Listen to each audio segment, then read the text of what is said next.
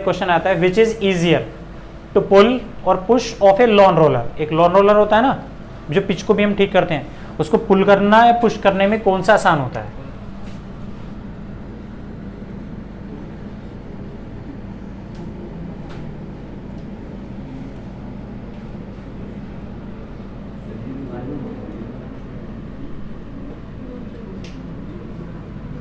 आराम से सुनिएगा सारे के सारे। देखो जी, case number first, suppose to be एक रोलर है और ये हमारा ग्राउंड है। इस रोलर को हम क्या कर रहे हैं, सबसे पहले चलो पुल कर रहे हैं। क्या कर रहे हैं बेटे? पुल। तो ये एक रोलर है, तो इस रोलर का वेट कैसे काम करेगा? Vertically downward. इस रोलर का बेटे वेट कैसे काम करेगा? नीचे। वो कितना होता है? mg। पक्का? तो इसे बैलेंस कौन करेगा? Normal reaction. तो ये ना तो नीचे जा रहा है ना ऊपर जा रहा है। अब इसके ऊपर ना हमने एक फोर्स लगाई, पुल कर रहे हैं ना, तो पुल करने के लिए फोर्स कैसे लगा रहे हैं? इस डायरेक्शन में फोर्स लगाएंगे भाई, दिस इज F है। तो हमने ना इस फोर्स के दो कंपोनेंट बना लिए, क्योंकि फोर्स तो ऐसा लगा रहे हैं, दिस इज अप्लाइड फोर्स, और हम अभी क्या कर रहे हैं? This is pull. तो इस फोर्स के हमने दो कंपोनेंट बना लिए, एक इस डायरेक्शन में और एक इस डायरेक्शन में, और ये एंगल कितना बन रहा है? Suppose to be theta. तो अगर ये फोर्स है, ये एंगल थीटा, तो इस डायरेक्शन में फोर्स कितनी आ गई हमारी? F cos थीटा, और इस डायरेक्शन में कितनी आ गई? F sin theta. तो बता सकते हो ये रोलर ऊपर जा रहा है या नीचे? कहीं नहीं जा रहा। तो इसका मतलब नीचे लगने वाली mg की फोर्स वो किससे बैलेंस है? ऊपर लगने वाली r plus F sin theta से बैलेंस है। r हमारे पास कितना आ गया? r is equal to mg plus F sin theta, equation number first. अगर मैं फोर्स इधर लगा रहा हूं तो मेरा इंटेंशन कहां? बॉडी को ले जाने का, इधर। तो फ्रिक्शन का काम करता है इंटेंशन के उल्टे डायरेक्शन में। अभी करता हूं। ये इसकी वैल्यू कितनी हो गई बेटे? r था यहाँ पे, इसको इधर लेगा तो दिस इज माइनस। हम किस बॉडी को कहां ले जाना चाहते हैं? इधर। तो फ्रिक्शन का काम करता है हमेशा इंटेंशन के उल्टे डायरेक्शन में। नहीं है समझ में? और ये फ्रिक्शन होता कितना है इसकी वैल्यू हमें पता है। फ्रिक्शन कितना होता है? तो आंसर है F R is equal to mu into R. Mu is equal to F R upon में आर ही तो होता है। तो इसकी जगह वैल्यू उठा के पुट कर लो, यहाँ से पुट फ्रॉम फर्स्ट।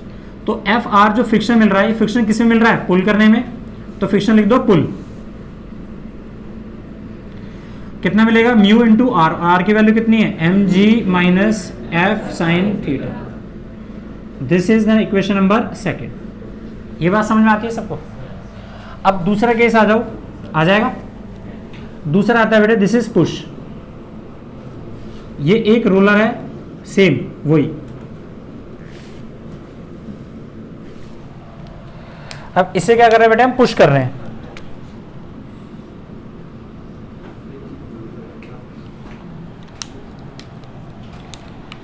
तो इसका वेट कैसे काम करेगा? डाउनवर्ड। ये एक्शन हुआ ना, तो इसको रिएक्शन कैसे मिलेगा? ए ऊपर। फोर्स कैसा लगा रहे हैं बेटे जी हम? इस डायरेक्शन में।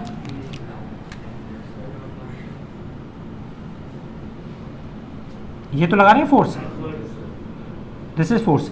इस फोर्स के हमने क्या करा? दो कंपोनेंट बना लिए। तो ये फोर्स कितना है? F। ये एंगल कितना है? थीटा। तो ये वाला एंगल भी कितना बनेगा बेटे? This is theta. नहीं है समझ में? तो इस फोर्स के दो कंपोनेंट बना लिए, ऐसे बना लो इसको। ये तो है force, force, this is force. और ये एंगल थीटा है, तो ये भी एंगल कितना हो गया? थीटा। तो इस फोर्स के दो कंपोनेंट बनाए। इधर कितना आ गया? F cos थीटा, और नीचे कितना आ गया? F sin theta. और नीचे ऑलरेडी कितना था? mg। बता सकते हो कि ये रोलर ऊपर जा रहा है या नीचे? कहीं नहीं जा रहा, वहीं पे ही है। तो इसका मतलब ये हुआ, सो जो r है हमारा, r इज इक्वल टू किसके इक्वल है? mg plus F sin theta के इक्वल है, इक्वेशन नंबर थर्ड। नाउ हमें पता है फ्रिक्शन कितना होता है? F फ्रिक्शन किस में लगा रहे हैं? पुश में। और वो किसके इक्वल होता है? Mu into R. तो पुट फ्रॉम थर्ड। तो अगर मैं फ्रिक्शन लिखूं यहाँ पे कितना? Push is equal to mu, और आर की वैल्यू कितनी अपने पास? mg plus F sin theta. Equation number कितना डाल दूं इसे? फोर्थ। तो इक्वेशन सेकंड को देख के बता रहे, इक्वेशन फोर्थ को किसमें फ्रिक्शन ज्यादा है, या माइनस है या प्लस है, कहां ज्यादा है, इसमें फ्रिक्शन कम है, इसमें फ्रिक्शन ज्यादा है, तो हमें फोर्स किसमें कम लगानी पड़ेगी, पुल करने पे। ऐसा क्यों हुआ सुन, क्योंकि जब तू फोर्स इधर लगाता है तो तेरी एक फोर्स का कंपोनेंट तेरे आर की डायरेक्शन में तुझे मदद करता है, अरे तुझे ऊपर मदद करा नहीं करा, तो जब तुझे एक कंपोनेंट ऊपर की तरफ मदद करता है मूव कराने में तो तेरी फोर्स कैसी लगेगी, कम। लेकिन जब तू फोर्स ऐसे लगाता है तो इस फोर्स का कंपोनेंट किधर काम करता है, नीचे, तो उसे दबाता है, दबाने के अगेंस्ट फोर्स ज्यादा लगानी पड़ती है। नहीं है बेटे समझ में? तो किसी भी एक रोलर को पुल करना आसान होता है एज कंपेयर टू पुश। लेकिन ये क्वेश्चन सिर्फ एक लोन रोलर के लिए है जो फ्रिक्शन की हेल्प कर रहा है, फ्रिक्शन या तो मदद करेगा या उसका अपोज करेगा। लेकिन अगर मैं एक गेट को बंद करूं और खोलूं तो किसे आसान है, पुल या पुश, दोनों बराबर है, दोनों बराबर है। अरे फ्रिक्शन थोड़ा कर रहा है, अगर गेट है तो गेट इसके लिए भी इधर ही खुलेगा, उतना भी उधर ही करेगा, जिधर एक्शन दोगे उसके अपोजिट फ्रिक्शन बन जाएगा। गेट में भी कब्जों में ये फ्रिक्शन बनता है, टॉर्क बनता है, तभी तो आगे चलता है वो। तो ये बात किसके लिए है, तो इसका मतलब ये हुआ कि जो पुल होता है, pull is easier than push because friction जो होती है किसमें, पुल में, वो कैसी होती है, कम, किसके मुकाबले, फ्रिक्शन इन पुश। एक छोटी सी चीज और देखो, क्लियर हो गया सारा।